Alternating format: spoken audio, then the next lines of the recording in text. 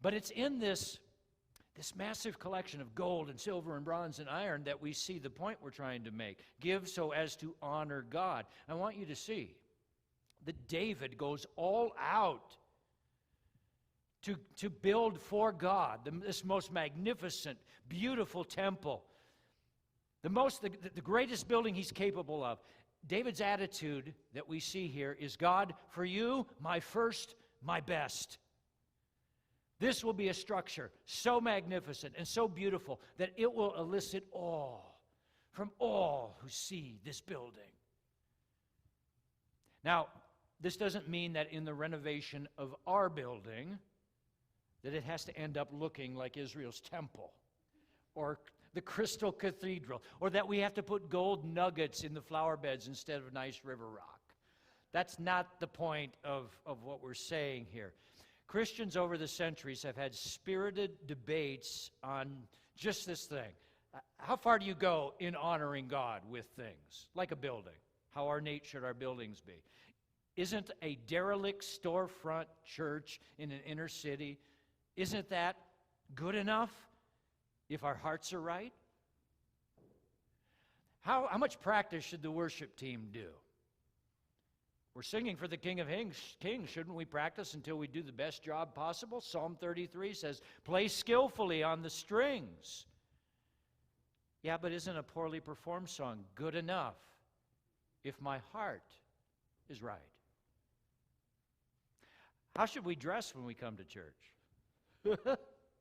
We're coming into the presence of the King of Kings. Should we not be wearing our Sunday best? That was the argument for a long, long time, till California mucked up American Christianity.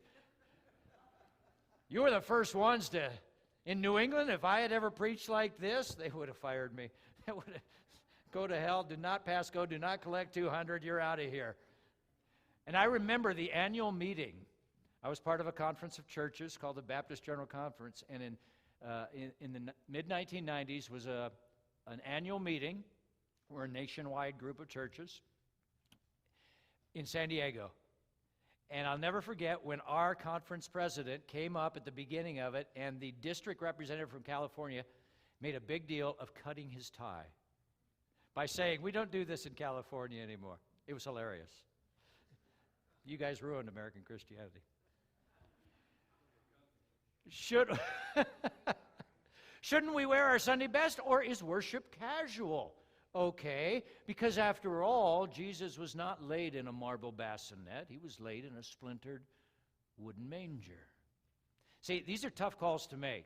I'm not telling you how you should think about this, but I think we all would agree that whatever call we do make, it has to run through the human heart. It has to run straight through our hearts. Yes? It's what's going on in here that matters, not what is out here. In the book of Malachi, last book in the Old Testament, God rebukes Israel because what most of them are doing when they bring their offerings to the temple, and their offerings were not cash, what were their offerings?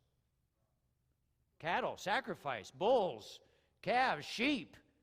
When they brought their sacrifices to the temple, their cattle to the temple to sacrifice and worship to God, the people got into the habit of giving to God. Anybody know?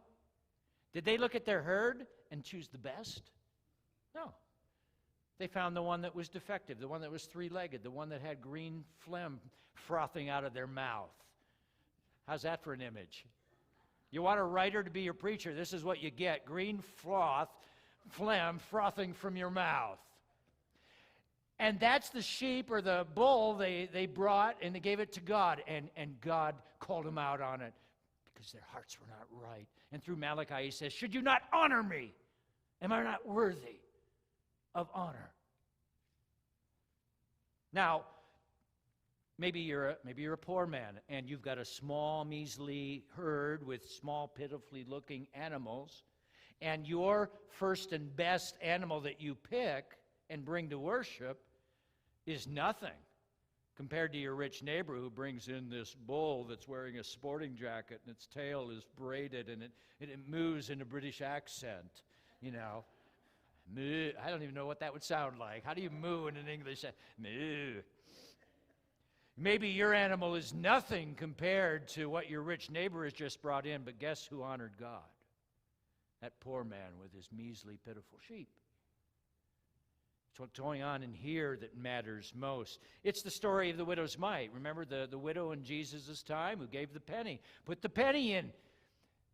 It's all she had. And Jesus said she's given more than all the rich guys bringing in their bars of gold and silver. She's the one who honored God. And that, my friends, is how we should give, with the idea that, God, you get my first, my best.